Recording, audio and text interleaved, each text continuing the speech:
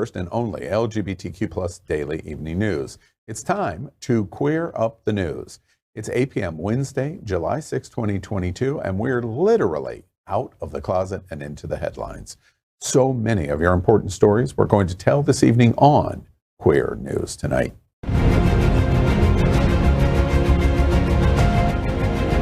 This is the world's first live daily LGBTQ evening news show, literally out of the closet and into the headlines on Queer News Tonight with Al Ferguson. Hello, and thank you for joining Queer News Tonight. This is the world's first and only unedited live LGBTQ plus evening news show. Whatever happens, you will see it. Queer News Tonight is supported by viewers like you. We are part of the partnership between Happening Out Television Network and Hotspots Magazine. Hotspots is celebrating 36 years of the LGBTQ plus experience. We bring you the best of LGBTQ plus news, entertainment, and support of our community. I'm your anchor at Queer News Tonight, Al Ferguson. Let's welcome anchor FayWhat. She is a radio and television personality and has a popular blog and YouTube channel aiming to unite the L and the G together. She's a hostess and MC for many South Florida events, an animal advocate, and owner of Faye's Fur Family. Also, make sure to catch the FayWhat Show, the first LGBTQ plus morning show, Mondays at 9 a.m. Eastern, online or your smart television. Good evening, Faye. Good evening, everyone. And if you missed the FayWhat Show on Monday, make sure that you catch it on Roku or on other streaming platforms. We had the incredible Heart Twins. They're two adorable little brown boys. Two boys. I had two gay boys in bed Monday. Yeah! You're insatiable. God, I am. I just want more. Gay boys, I want more. Anyway, so check it out. All right, we had some really good conversation. So let's keep it going by welcoming anchor John Hayden. John's been a journalist for 27 years and now works for several South Florida outlets, including SFGN, as community editor, covering politics, arts, and philanthropic organizations. Much of his career was spent as a celebrity journalist covering the stupidity and scandals of Hollywood. John's interviewed nearly every big name in TV, movies, and music. Did he get and Obama? Did he get Obama? Did you get Obama? Tangentially. What does that mean, tpotentially? Yeah, let's move on. Does that mean that you interviewed like a lookalike of Obama? Yes. Obama's brother? Yes. That doesn't count, bro. So I don't know why Queen Elizabeth is still on here. I thought she died last month. Is she okay? But her memory and the joy we spent together will be forever. Did you ever interview Madonna and ask her where her youth went? I'm scheduled to interview her 2 weeks ago, so probably sometime next week. All right, so here's John Hayden, folks. We welcome Maxx Fenning from Prism. At just 17, Maxx founded this amazing nonprofit organization that works to expand access to LGBTQ plus inclusive education and sexual health resources for LGBTQ plus youth in South Florida. Now, at 20, Maxx has an amazing little tuft of chest hair right here, and he uses mascara to bring it out and make it look bigger. He also is a senior at the University of Florida and serves as Prism's president. Good evening, Maxx. Y'all have been very eyeing my chest hair for the past. No, we're just admiring that you definitely, truly are gay. That you're 20 and still talking about when you were 17. That's what we're talking about. That's it. Hey, listen, we all reminisce at times. Right.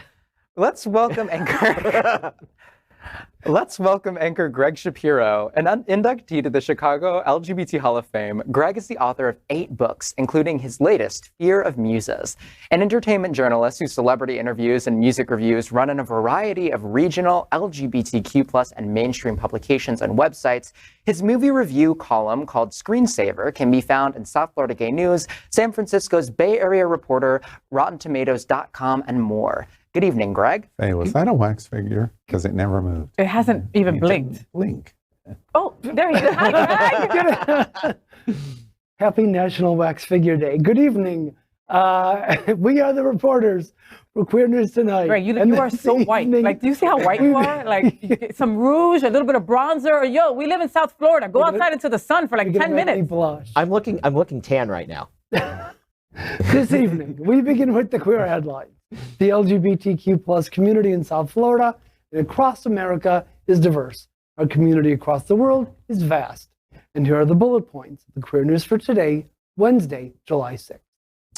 Well, we begin by queering up South Florida and Florida. Florida Capital Schools will require all parents be notified if you say gay. The school board in Leon County, which includes the Florida state capital of Tallahassee, has come under fire for its newly adopted LGBTQ inclusive guide. In compliance with the new Don't Say Gay law that went into effect on July 1st, the new guide includes some provisions that many are saying are possibly dangerous to students. One such provision requires that parents be notified if a student is open about their gender identity or sexuality is in their children's PE class and using the shared locker rooms. If a student is out to their parents, there is a provision where the family can request a privacy and non-disclosure agreement and use separate locker facilities to avoid the notice from being sent out. Similar language was included about notifying parents in the case of a child being open about their gender or sexuality being on an overnight trip. While the notice to other parents does not include the student's name, many fear this could lead to public outing and bullying. This is absolutely ridiculous. And what I find even more ridiculous is doesn't even put them in compliance with the Don't Say Gay law, which we already know is ridiculous enough. This doesn't just require, you parents to know what's going on in their own kid's life. It requires parents to know what's going on in other kids' lives, which is overstepping a boundary that should not be overstepped. And that in and of itself is so detrimental to the relationship between a parent and a child and between, staff and a child. And that's so alarming. Max, your first comment that it's not even in alignment with the new Florida law that went into effect on Friday. Explain that to me. Why is it not? It has nothing to do with this legislation, because what that requires is that you're disclosing information to a kid's parent, their own parent, about their mental well-being, physical well-being. It's vague. We all know that. It has nothing to do with other children, right? So there's no reason that you should be outing kids to other people's parents. So they would be sending something to somebody else. Oh, this kid came out gay, and they would send out something like somebody got COVID, like one of those newsletters they would send out to other parents. Like an Amber Alert.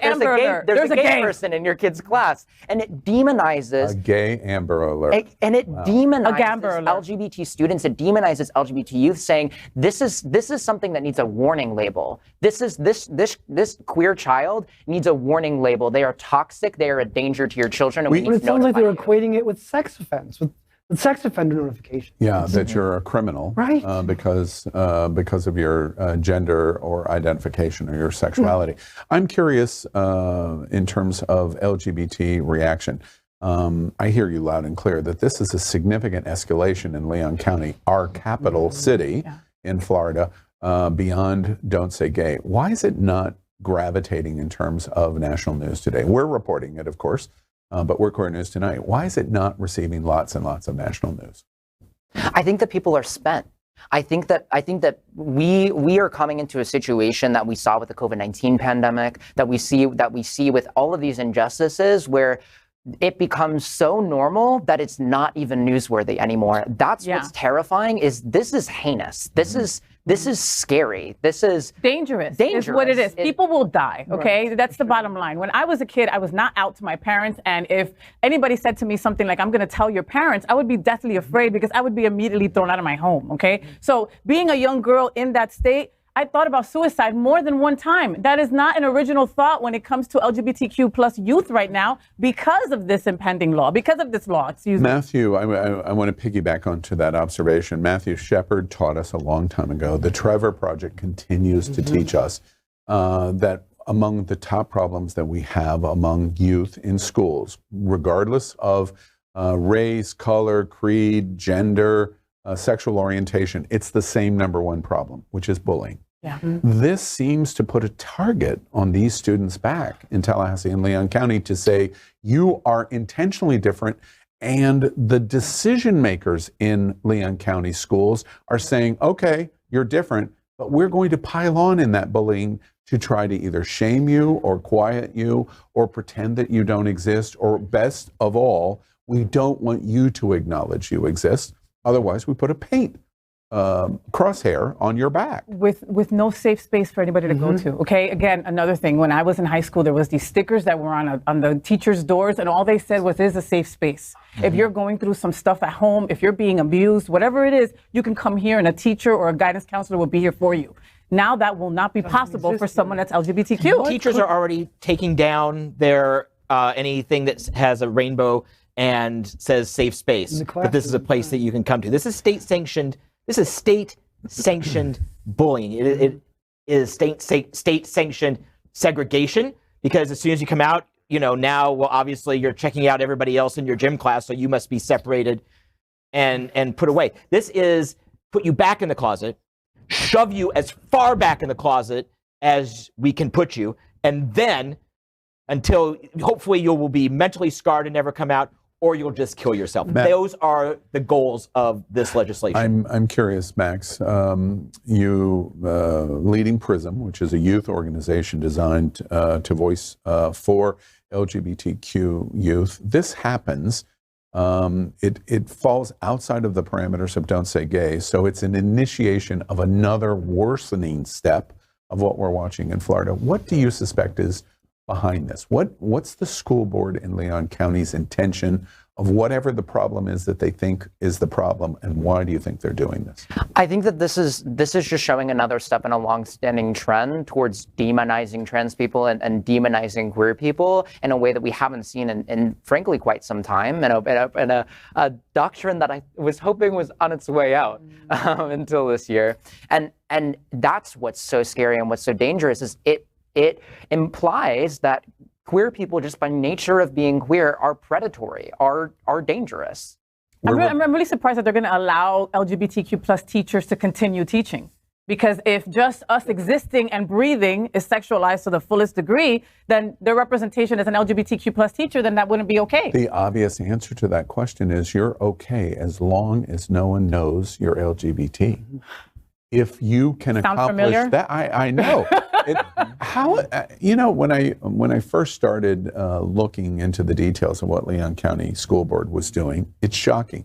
Your word heinous will ring in my head. In the 1930s, we've talked about this repeatedly. The Nazis put pink triangles on you. They put Star of David on you. They wanted to Germans to say, we're marking these people. Leon County, it seems to me, has done that exact same thing, meaning that they're more heinous than even Ron DeSantis. Which is hard. Which is difficult. And that's the point of the dangerousness. We will follow this. I'm just in real quick summary on the story that we're reporting tonight. Today's July 6th. What's going to happen? Project your crystal ball in the next week. How is this story and what Leon County Schools is doing, how is it going to unfold over the next week? What's going to happen? This is going to give agency, first and foremost. This is going to give agency to other school districts to enact similar policies and similar restrictions that go beyond it, because we have said time and time again, this legislation is vague and we don't know the specifics of it. And until there's guidance, people can kind of interpret it however they want to. And if we have a school district that has agency saying, we're doing this thing, and they're saying that it's putting them in compliance, there are going to be other school districts that think, I also need to do that to also be in compliance, even though it's nowhere in that That's the negative. How about in terms of the action voices that are going to stand up broadly and say, this is heinous and whatever's going to happen? I don't think there will going to happen? I don't think that there will be in the time frame that you're putting out there in the next week. We're still about 5 weeks away from school starting again, at least here in South Florida.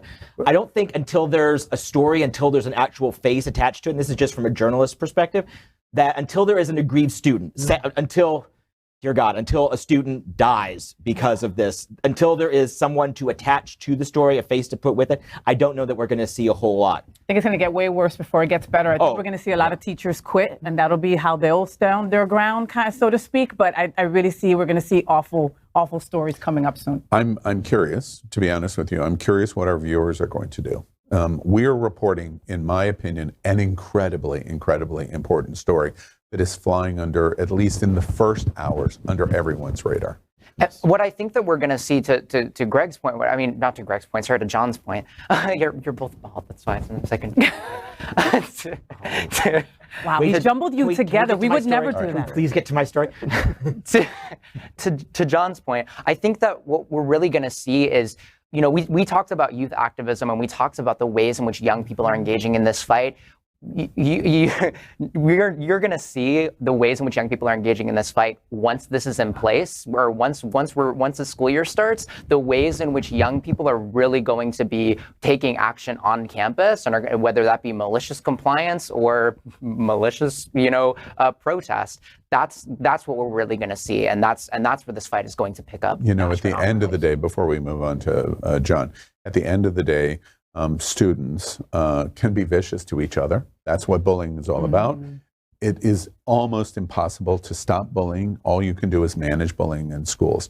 And Leon County has fired a cannon across the bow of the students and the parents and the families in Leon County to say we're going to paint a big pink crosshair on backs of many, many thousands of students.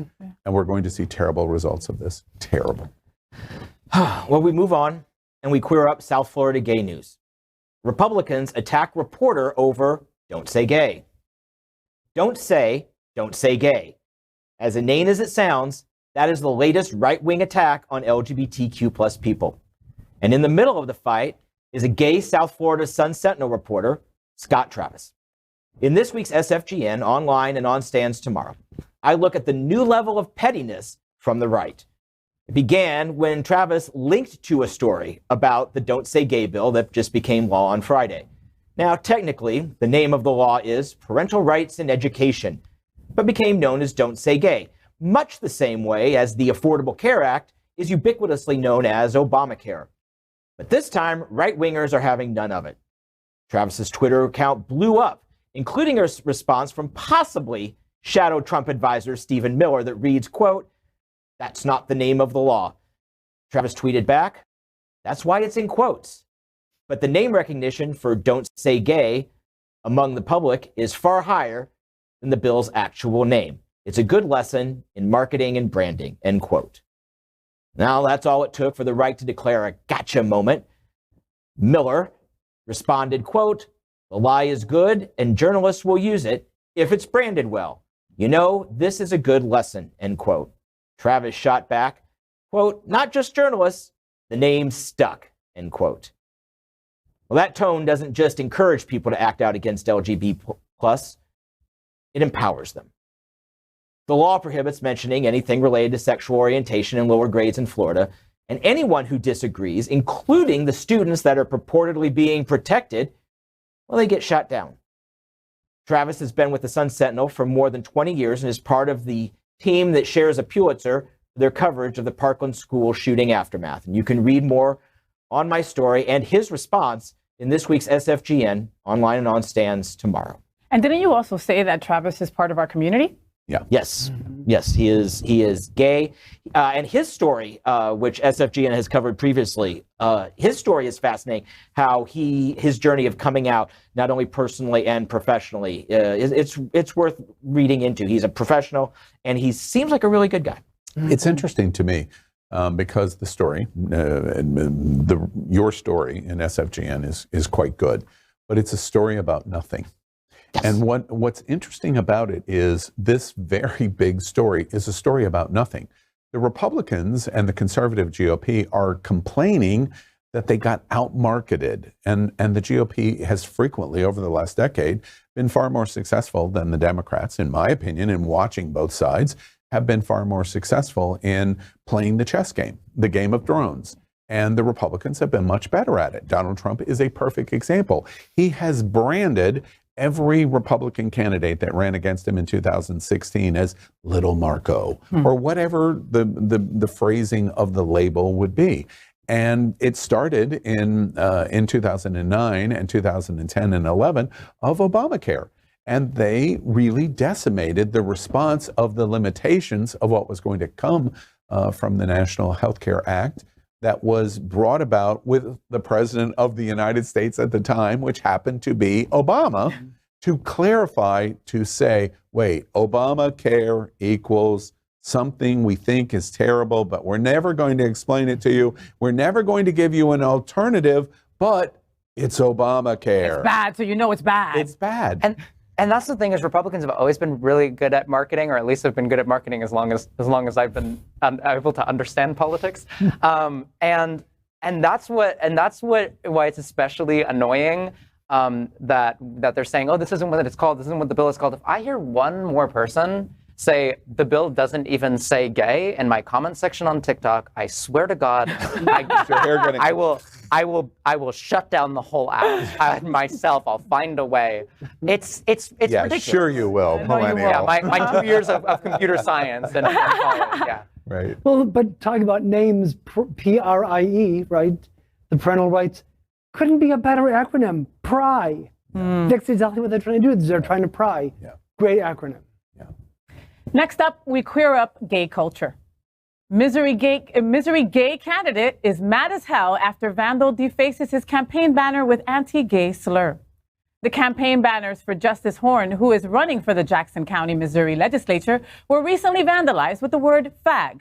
On Instagram, Horn wrote, quote, "I'll admit this one hurt because like so many of us who experienced this word is used to harm us. Either way, I'm not going to back down and I'm going to hold my head high. I invite the community, especially LGBTQ plus folks, to come out and stand with me against this hate." And I think what we did was we're like, okay, this is happening here on our front doorstep, so we're going to use this to empower us. So I think it was another slight to try and, bring harm to our community and send shock to this community. I don't know how you don't look at that as an act of aggression. I'm not going to be bullied.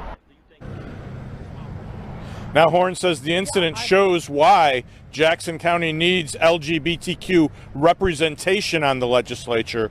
He says if elected, he would work to pass reproductive and gender-affirming health care protections for county employees. He wants jail inmates grouped by gender identity instead of birth sex to protect transgender individuals from violence. And he says he would push to ban conversion therapy in Jackson County. Also, if elected, Horn claims that he would be the first openly gay elected county leader in the state of Missouri. And another little tidbit on Justice Horn. So he wanted to do this press conference in front of the flag that was defaced, and when he went back, it was stolen. So someone stole the flag that they defaced after he tweeted about this happening.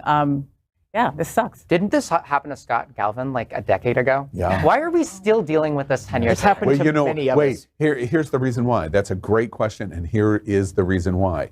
In Missouri, he would be the first openly elected LGBT official. That's why. This is a new phenomenon in many states around the country that have no representation from LGBTQ community. And so when you have somebody brave like Justice Horn come out and say, okay, I'm going to run for state legislature, you're going to have people that'll go, oh, no, you're not, because I'm going to say, by the way, you're a fag. Hello. All right. If you want to use the N word, or if you want to use the D word for lesbian, or you want to use whatever word you want to use, okay, we'll accept and grant all of those. But you're missing the most important fact, which is your question. I'm the first.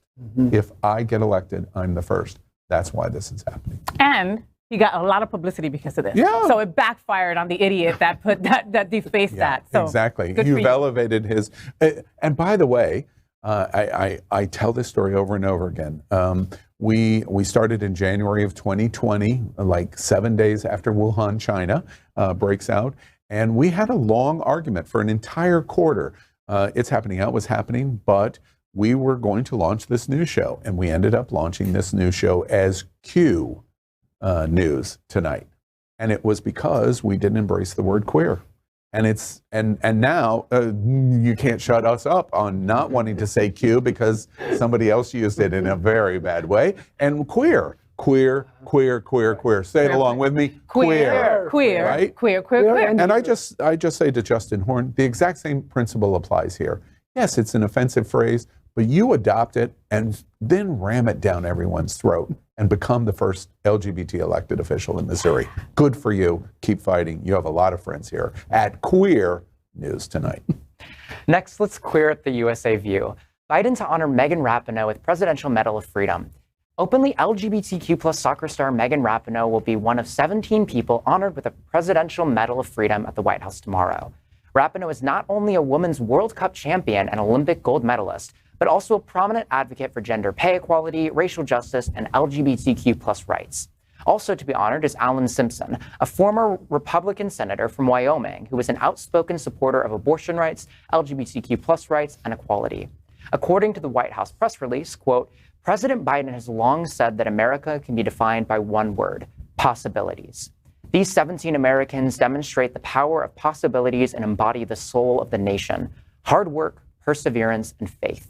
They have overcome significant obstacles to achieve impressive accomplishments in the arts and sciences, dedicated their lives to advocating for the most vulnerable among us, and acted with bravery to drive change in their communities and across the world while blazing trails for generations to come, end quote. What a vast difference from when Trump was handing out these medals. Do you remember when he gave Rush Limbaugh one of them? What an idiot. Dios mío, ¿qué le pasa a ese señor? Wow. Anyway, I love Megan Rapinoe. Like, I'm a huge fan. And I haven't heard the word Rush Limbaugh since he did that at the State of the Union speech. And that word has never come out of a Latina mouth. So that's the first for that, just to let you know. So I love Megan Rapinoe. I love her and her partner, but I want to break them up. Is that bad? I want to watch them have sex. And I want to break them up. Yes. Oh, that's bad. Okay, I'm sorry. I wish you guys a long life together. And they are That's a very un-gay man thing. Oh wait, sorry. They're a lesbian power couple. They are. They are, because if you don't know her, Sue Bird of the WNBA, who is amazing. She's in her victory lap season. She's going to be retiring at the end of the season. Together, they're just great. And people didn't quite get Megan when she first really became she was the kooky thing. She had the crazy hair. She had the crazy hair. Yeah. And they thought, oh, she has no F's to give. No, she has tons of F's to give, and that's why she speaks up. There is no injustice that she will see and not comment on. I love her. Well, she was a big fighter also for the equal pay, also, right? For soccer players, etc. She was also a big supporter of BLM. I mean, there's really not much that she hasn't, if she feels passionate about it, she's fighting for it. That's incredible. And, I think our production team deserves Medal of Freedom as well. Just saying. Yeah. One final thought about Megan Rapinoe. One of the reasons I really love this story is sometimes I try to go back and understand what it felt like in 1969 at Stonewall. And this story helps me reframe my thinking of June 28th, 1969, because I very much imagine if the Rapinoe character was there, she would be at the front of the line of that protest. And then when I can think that way, and I'm emboldening my thought of her, I understand, but when I can think that way, I like what she's done so much more. In her wildness, in terms of at times being viewed as radical or crazy, I can't help but say, well, isn't that exactly what they said about Marsha P. Or Sylvia Rivera? It's those trailblazers that are the ones that really propel social justice in our history. And I think history will say that about Rapinoe. And proof of that is really not even all of the LGBT stand-up stuff that she has done, which has been incredible. The real stand-up is what you just mentioned. She takes on a corporate giant and not a flash in the pan to say we're going to fight for 3 or 4 or 5 months. She is a great example for somebody like a Maxx Fenning who is just beginning the fight for youth and students and LGBT and more. She's been at that fight against the WNBA, against soccer, I apologize, and what happened at the Olympics and the move for Major League women's soccer and pay equity. She's been involved in it for years and years and years and wins. Yeah. She won the battle at the Stonewall Inn. There's thousands of women that are not only directly benefited by her activism, there's millions of women that say, thank you, and I want to be you. That deserves the Medal of Freedom. For sure. And now we're going to queer up gay culture. The Heartstopper cast danced in front of homophobic protesters at London Pride. The cast of the heartwarming teen drama Heartstopper on Netflix recently attended London Pride. One video that went viral with over 11 million views, 11 million shares, shows Joe Locke, who plays Charlie Spring on the show, and Sebastian Croft, who plays his first love interest, Ben Hope, dancing in front of anti-gay protesters. The two are bouncing up and down, flipping off the decidedly grumpy old men as another parade goer attempts to pull one of the anti-gay signs away. In a perfect bit of situational irony, they are dancing in front of the haters to Whitney Houston's "I Want to Dance with Somebody Who Loves Me."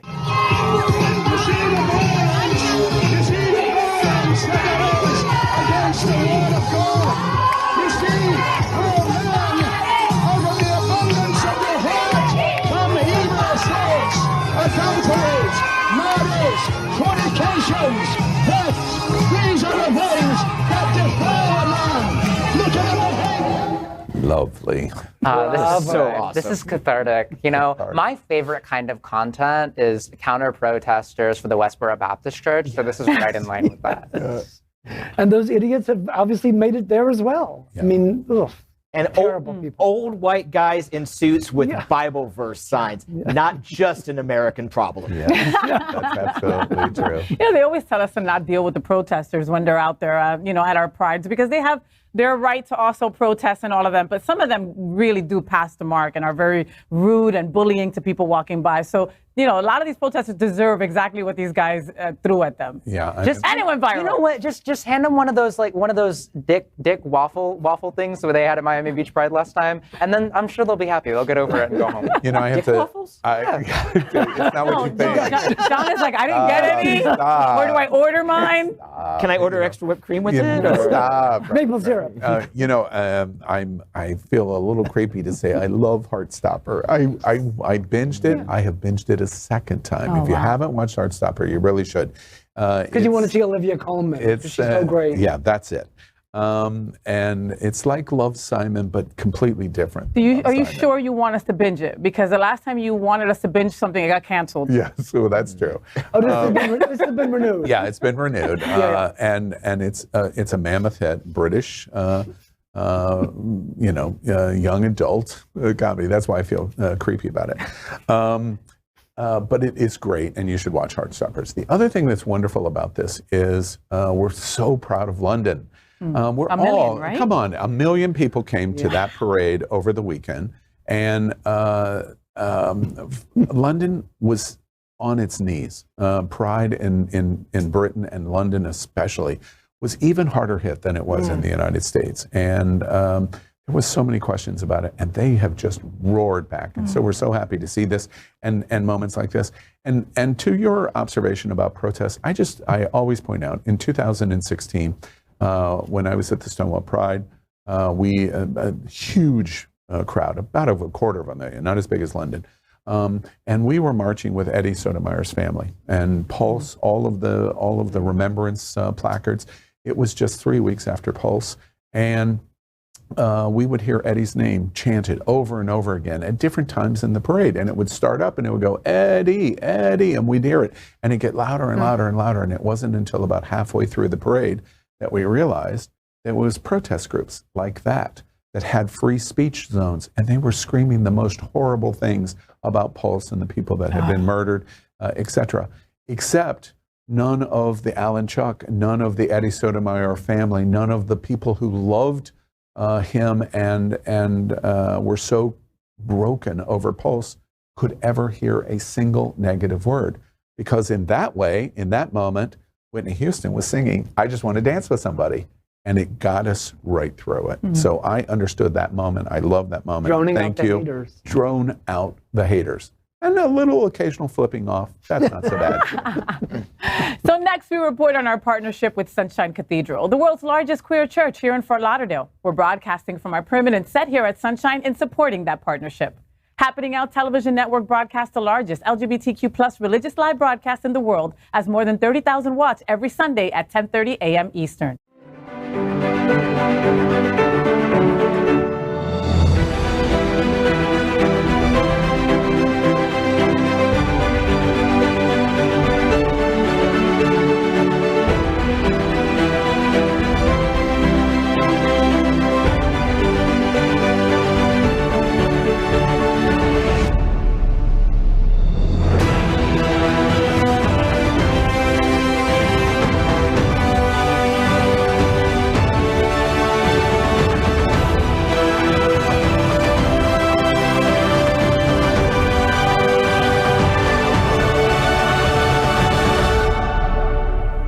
Hello, my name is Peter Basuito, also known as My Big Funny Peter. I'm an internationally known comedian and entertainer, and the Sunshine Cathedral is definitely my queer church.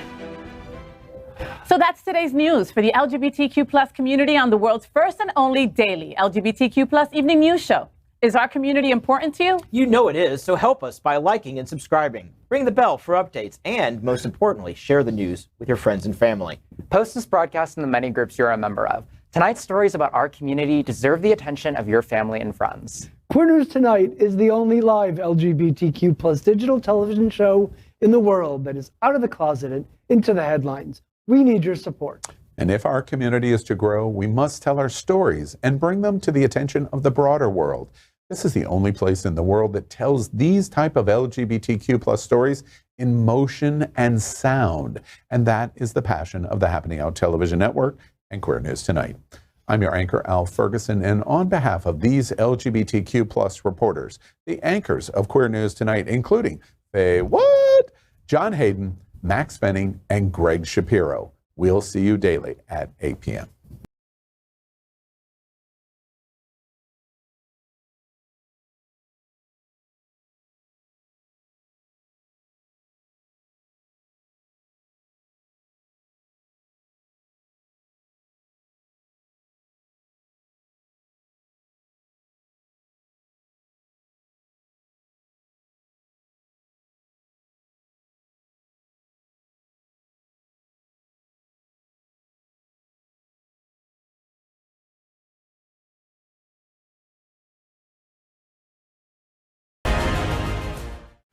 LGBTQ plus news is vital for our community and for the broader world as a whole. We have enough enemies at Fox News. Tucker, Sean, and Laura are loud. We need passionate allies. Happening Out Television Network, Queer News Tonight, and It's Happening Out are literally out of the closet and into the headlines. Our community needs your support. Like this broadcast and subscribe now to ensure the growth of the entire LGBT